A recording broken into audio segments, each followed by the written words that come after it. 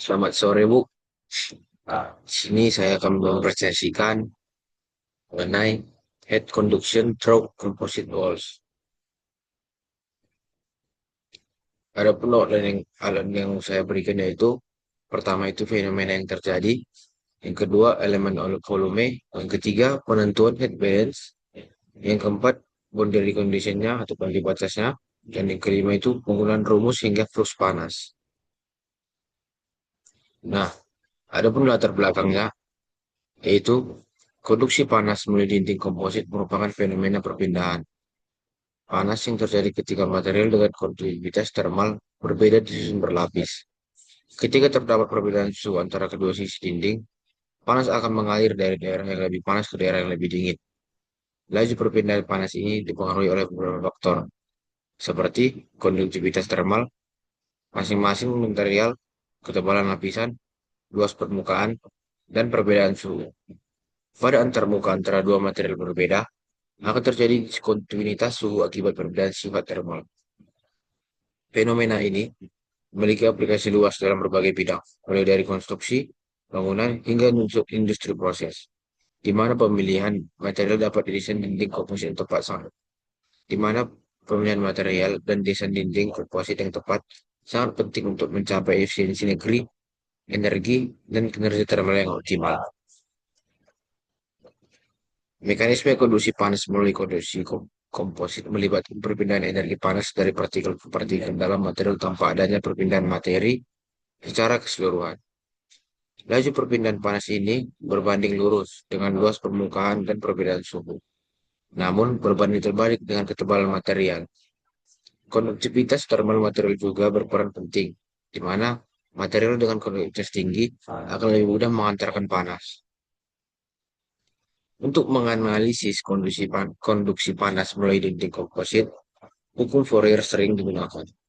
Hukum ini menyatakan bahwa laju aliran panas berbanding lurus dengan gradien suhu dan luas penambang, serta berbanding terbalik dengan ketebalan material. Dengan menggunakan hukum Fourier, dapat dihitung distribusi suhu di dalam dinding komposit dan menentukan laju aliran panas total. Ada faktor-faktor yang mempengaruhi laju perpindahan panas melalui dinding komposit, antara lain konduktivitas termal masing-masing material atau material yang memiliki konduktivitas termal tinggi akan lebih mudah mengantarkan panas. Ketebalan masing-masing lapisan, semakin tebal suatu lapisan, semakin besar muatan terhadap aliran panas. Luas permukaan dinding, semakin luas permukaan dinding, semakin besar jumlah panas yang ditransfer. Perbedaan suhu antara kedua sisi dinding, semakin besar perbedaan suhu, semakin cepat laju perpindahan panas. Nah, ada pun asumsi yang saya cantumkan dalam presentasi saya yaitu pertama, steady state, distribusi suhu dalam dinding diasumsikan konstan dari waktu ke waktu. Yang kedua itu, pada fenomena ini, menggunakan Newton's law of cooling yang berbunyi laju penurunan suatu benda sebanding dengan selisih suhu antara benda tersebut dengan lingkungan sekitarnya. Yang ketiga itu, konduktivitas termal plat K1, K2, K3 bersifat konstan dan tidak berubah terhadap suhu. Yang keempat itu, panas senyawa sehar dengan X tegak lurus dengan permukaan dinding. Yang kelima itu, tidak ada sumber panas internal atau tenggelam di dalam dinding. Artinya, satu-satunya sumber panas adalah perbedaan suhu antara kedua sisi dinding. Yang keenam itu perpindahan panas relasi yang dapat diabaikan. Dan yang ketujuh, perpindahan panas atau pada batas X sama dengan 0 dan X sama dengan X3 diberikan hukum pendingin Newton dengan koefisien perpindahan panas H0 dan H31. Nah, adapun komponen input dan outputnya itu, di sini ada komponen in, di mana IR saat R dikali WH, dan komponen yang kedua itu komponen out, di mana GR saat R ditambah delta R dikali W. Nah, pada komponen ini tidak ada energi terproduksi karena hanya ada perubahan temperatur. Nah, yang selanjutnya itu elemen volume. Nah, di mana pada gambar ini eh, kondisi panas melalui dinding komposit terletak di antara dua aliran fluida pada suhu TA dan TB. Transfer panas terjadi pada suhu TA ke TB karena suhu TA lebih tinggi daripada suhu TB. Dan transfer panas terjadi dari suhu tinggi ke suhu rendah. Dan pada gambar ini juga kita bisa melihat yaitu beberapa komponen seperti dinding komposit. Dinding ini terdiri dari tiga lapisan material yang berbeda, diambangkan dengan substance 01. Nah, bisa kita lihat di sini sama-sama. Ini merupakan substance 01. Nah, di mana substance 01, substance 102, dan substance 23 ini, setiap lapisannya itu memiliki konduktivitas termal ataukah yang berbeda-beda, yang menunjukkan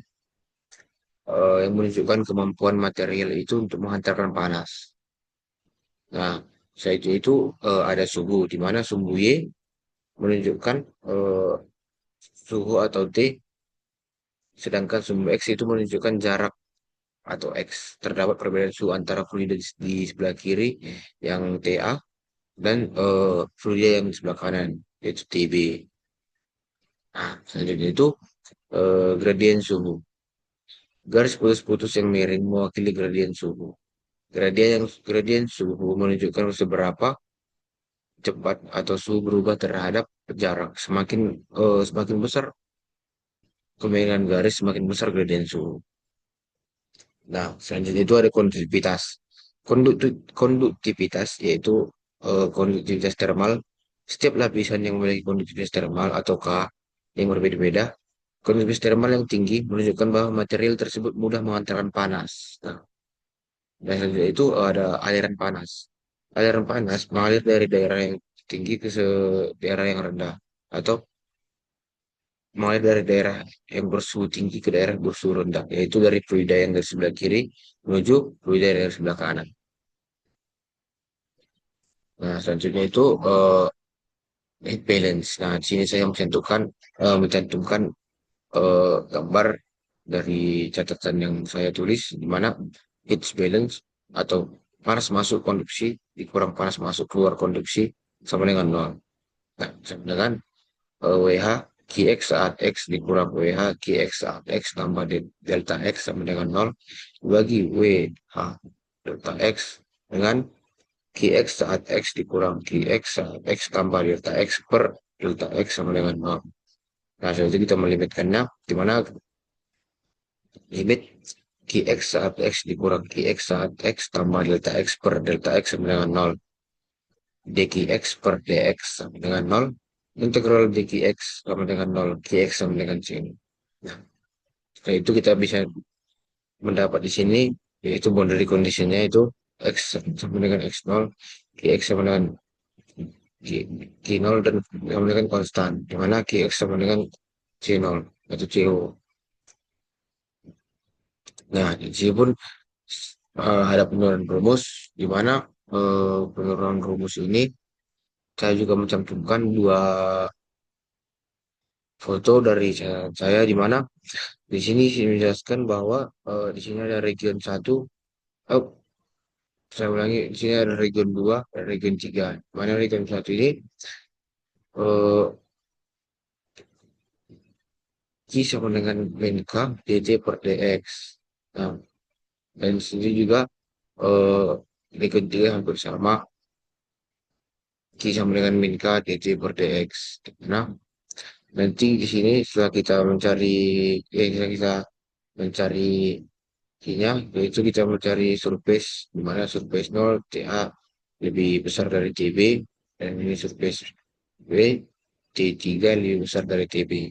Nah, T0 sama dengan K3 kali T3 dikurang TB. T3 dikurang TB sama dengan T0 dikurang K3. Oh, maaf. Nah, pada fluida A dan B, terjadi perpindahan panas secara konvektif berhubungan dengan Newton Law of Cooling, di mana T itu merupakan suhu fluida dan T itu merupakan suhu permulaan lempeng. Nah,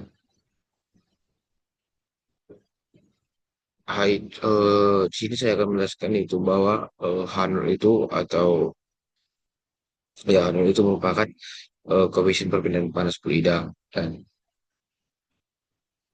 itu H A koefisien perpindahan panas fluida A dan HB itu koefisien perpindahan panas fluida B.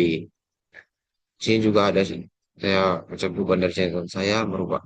Nah, di sini eh, flux panas sama untuk lempengan region 01, region 02, dan region 03. Gunakan hukum Fourier. Nah, hukum Fourier yaitu Q sama dengan min K yaitu per dx. Di sini saya menunjukkan dari region 1 sampai region 2 dan region 3.